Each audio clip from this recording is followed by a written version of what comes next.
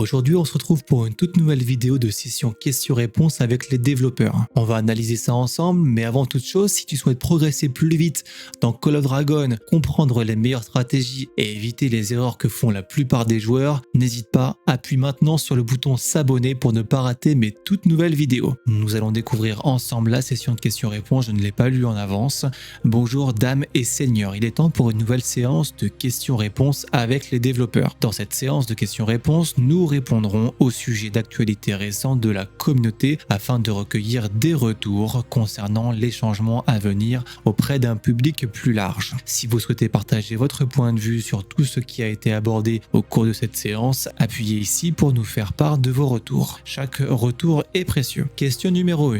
Pourquoi avez-vous annulé les modifications prévues aux zones d'exclusion du bastion de siège de l'Alliance? Donc là, juste pour resituer le sujet avant qu'on rentre dans la partie explication. Pour rappel, les développeurs avaient annoncé qu'ils voulaient augmenter de 50% la zone dans laquelle on ne peut pas construire de bâtiments ou déplacer sa ville, pour éviter que les gens renforcent trop facilement le bastion et que ça devienne pratiquement imbrûlable. On va regarder la réponse des développeurs. Dans le cadre de notre mise à jour 1.0.45, nous avions prévu d'apporter des modifications au bastion de siège de l'Alliance, des serveurs d'avant-guerre et les serveurs démarrant les nouvelles saisons après la mise à jour. Ces changements auraient agrandi la zone autour des bastions de siège de l'Alliance, dans laquelle la construction du bâtiment de l'Alliance et le déplacement de la ville sont interdits de 50%. Cependant, après avoir récemment consulté les données concernant les combats de ralliement garnison, nous avons découvert que des changements apportés pour accélérer le combat de ralliement garnison et l'introduction des héros de cavalerie de G5 ont engendré un basculement progressif de l'avantage de combat du défenseur à l'attaquant, ce qui signifie que les attaquants et les défenseurs ont plus ou moins autant de chances de gagner. En parallèle de cette modification, la durée moyenne des combats de ralliement garnison a également été considérablement réduite et correspond désormais aux attentes. À mesure que les joueurs améliorent progressivement leurs héros de cavalerie de G5, l'équilibre global des combats de ralliement garnison pourrait basculer en faveur des assaillants de ralliement. Si nous avions poursuivi les modifications que nous avions prévues à l'origine, cela aurait accentué le désavantage des défenseurs et cela aurait probablement perturbé encore plus l'équilibre et engendré une situation où les bastions de siège de l'Alliance étaient impossibles à défendre, ce qui aurait considérablement changé le gameplay offensif-défensif. De telles modifications favorisent clairement un camp par rapport à l'autre. Pour éviter d'affecter les combats pendant la saison, nous avons décidé de ne pas apporter cette modification pour le moment. Bon,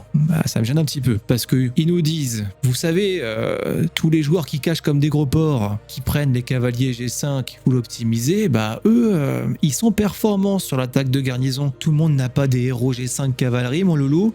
À quel moment ils pensent à tous les free-to-play, à tous les joueurs qui ne jouent pas cave? Ils conditionnent ta progression dans le jeu, dans les KVK, au fait d'avoir ou pas de la cavalerie G5. Le message qu'il nous envoie, c'est ça. Si vous voulez franchir le bastion, eh bien, vous avez qu'à prendre de la cavalerie G5. Voilà, à vos cartes bleues. Cette vidéo est sponsorisée par PayPal. Donc là, pour le coup, moi, je suis très mécontent par rapport à ça. Je pense que je vais leur mettre un petit mot par la suite pour leur indiquer ma façon de penser. Question numéro 2. Il n'existe pas assez de façons d'obtenir gratuitement des décorations légendaires en édition limitée. Comptez-vous en ajouter davantage? La réponse, depuis la mise en place du reliquaire de décoration, beaucoup de joueurs nous ont dit qu'il n'existait pas assez de façons d'obtenir gratuitement des décorations légendaires, notamment celles en édition limitée. Au cours des dernières mises à jour, nous avons ajouté des façons d'obtenir des décorations en édition limitée via le magasin des mérites, les réalisations de la saison et les événements de fête. Afin d'améliorer votre expérience, nous allons également ajouter la fonctionnalité richesse abondante dans la version 1.0.46 qui vous permettra également d'obtenir des décorations gratuitement. En terminant les événements événements du Ketoscope, vous obtiendrez des clés arcaniques qui vous permettront d'ouvrir des coffres au trésor. Ces coffres contiendront à coup sûr une décoration d'une qualité aléatoire et auront également une chance de contenir des décorations légendaires en édition limitée. Ok, donc ça c'est plutôt un bon point. Ça va également peut-être leur permettre de rendre plus attractif le Ketoscope qui est, je pense, peu utilisé par les joueurs avec des comptes avancés. Après, à voir ce que ça va être au niveau du taux de drop, puisque si c'est pour choper du full épique, bon, sympa, mais ça va bien 2 secondes. Bon, on va laisser sa chance au produit, on va voir ce que l'avenir nous réserve. En tout cas, il est vrai que dernièrement, on a vu quelques événements dans lesquels on pouvait récupérer des décorations légendaires de très bonne qualité, édition limitée. Question numéro 3. Certains officiers de l'Alliance vendent du mana à d'autres en secret pour truquer des primes d'Alliance afin de les transférer. Les membres de l'Alliance ordinaire sont très mécontents de la situation. Que comptez-vous faire pour remédier à cela? Wow, c'est quoi ça? Nous sommes très conscients de ce problème. Ah bon? Étant donné que les fournitures de combat s'obtiennent grâce aux efforts conjoints des membres de l'Alliance, les officiers qui tentent de détourner ces ressources ou de tirer profit de leur vente peuvent avoir de graves conséquences sur l'activité de l'Alliance dans son ensemble. Par conséquent, nous allons apporter des modifications à cette fonctionnalité dans la version 1.0.46 et y ajouter une limite hebdomadaire de ressources de chaque type que les membres de l'Alliance peuvent gagner en guise de récompense pour les primes d'Alliance. Les membres de l'Alliance peuvent toujours participer aux primes d'Alliance après avoir atteint la limite de récompense, mais toutes les récompenses au-delà de cette limite seront reconverties en fournitures de combat qui pourront être réattribuées en lançant une autre prime. Bon, c'est un peu triste de voir ça, franchement. Je sais qu'il y a eu un petit souci lorsque EIS a disband avec des officiers qui ont apparemment pris dans les caisses via cette méthode. Bon, s'ils peuvent remédier à ça, pourquoi pas, c'est une bonne chose. Ça évitera les dérives. Question numéro 4. Les effets des nouvelles compétences des unités de tireurs d'élite ne sont pas clairs. Les unités de tireurs d'élite ne semblent pas avoir reçu d'amélioration notable et semblent être toujours aussi faibles qu'avant. Que se passe-t-il? Depuis le temps que je vous dis que les développeurs n'aiment pas les archers, je sais pas comment vous faire comprendre. La réponse, nous avons récemment étudié les données concernant les héros et les légions de tireurs d'élite. Après l'introduction de la nouvelle compétence d'unité traque tenace, nous avons observé une amélioration générale des légions de tireurs d'élite. Cependant, des différences notoires entre les différents héros tireurs d'élite subsistent. Les héros tireurs d'élite de G3 affichent des performances honorables. Super, très bien! Mais les héros de G4 et G5 ont besoin d'une amélioration. Nous allons nous concentrer sur l'amélioration de l'expérience des héros tireurs d'élite G4 et G5. Plus de détails seront disponibles prochainement. Donc là, ils nous disent G3 ça performe, G4 et G5 c'est pas ouf. Donc là, clairement, c'est un petit peu dommage parce que ça veut dire qu'ils estiment que Maghrad Zeda performe correctement, donc il n'y aura pas de up pour cette marche-là. Et je vous parle pas de Cindrillon, Frégard, G2, donc ils ont annoncé qu'il n'y a pas de modification. Donc si vous avez expertisé ces personnages, il n'y aura rien pour vous, j'en suis désolé. Et pareil pour Kinara, Nico, il n'y en aura pas, il n'y aura pas de up. Voilà, le message est clair. Si vous voulez performer avec des héros archers, il vous reste à passer à la caisse, malheureusement, j'en suis désolé. Question numéro 5. Le cadre d'avatar obtenu comme récompense de victoire dans le tournoi des champions reste inchangé même après plusieurs victoires. Comptez-vous introduire de nouvelles récompenses cosmétiques pour les joueurs qui gagnent plusieurs fois? La réponse: en réponse aux commentaires, nous allons apporter des améliorations au cadre d'avatar pour les vainqueurs du tournoi des champions. Le cadre d'avatar affichera le nombre de victoires remportées. Les détails précis seront visibles en jeu à une date ultérieure. Les vainqueurs des tournois des champions seront contents de l'apprendre. Voilà, ils auront un petit jouet en plus, ils sont contents. Question numéro 6. Lorsque votre cible meurt, vous perdez instantanément toute votre rage et les charges accumulées par votre artefact diminuent rapidement.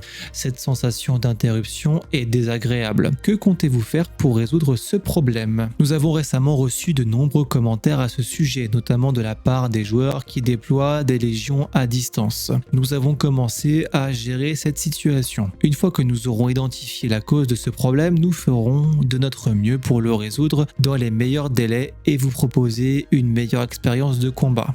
Donc mon petit conseil, tant que ce problème n'est pas résolu, tout simplement pour vous optimiser, vous n'attendez pas que l'adversaire meure. Juste avant qu'il meure, quand il passe en rouge, qu'il reste pratiquement plus rien, vous changez de cible comme ça, vous allez garder votre rage et les charges de votre artefact. Donc je sais que ça fait un peu une techniques de rat, mais si vous voulez vous optimiser, c'est comme ça qu'il faut jouer actuellement. Question numéro 7. Je manque souvent de mana pendant la guerre. Les moyens existants d'en obtenir demandent beaucoup d'efforts pour une faible récompense. Comptez-vous améliorer la consommation de mana pendant la guerre? Nous avons reçu beaucoup de commentaires de joueurs concernant l'obtention de mana. Des améliorations liées à l'obtention de mana ont été incluses dans nos nouveaux projets pour l'avenir. Ces modifications seront intégrées dans une future mise à jour. Nous espérons qu'elle améliorera votre expérience de jeu. Pour l'instant, pas de solution, mais ils y pensent et déjà bien. Question numéro 8 et dernière question de cet échange. Dans la saison des conflits, les comptes de farming de bas niveau comptent toujours pour le score de migration du royaume. Comptez-vous augmenter le coût en puissance minimale requis? Nous avons récemment reçu de nombreux retours concernant la migration. Dans la saison des conflits actuelle, les joueurs ayant une puissance inférieure à 15 millions ne compteront pas pour le score de migration du royaume. Cependant, un certain nombre de comptes de bas niveau ont continué à compter pour le score de migration du royaume dans de nombreux royaumes. Nous allons apporter des ajustements adéquats au coût de puissance minimale requis en fonction de la puissance du royaume pendant la saison des conflits. Voilà qui conclut cette séance de questions-réponses avec les développeurs. Si vous avez d'autres suggestions concernant les sujets abordés aujourd'hui ou tout autre aspect du jeu, n'hésitez pas à partager vos retours sur nos pages officielles de la communauté ou auprès de notre équipe d'assistance. Nous continuerons à récolter vos propositions et à les utiliser pour améliorer le jeu. Appuyez ici pour participer au sondage. Merci pour votre soutien, Call of Dragon, amusez-vous bien. Ok, bon, pas de changement majeur. Bon, l'explication sur le bastion m'ont pas convaincu personnellement. N'hésitez pas à m'indiquer en commentaire ce que vous en pensez de tout ça. Est-ce que c'est simple de détruire un bastion ou pas?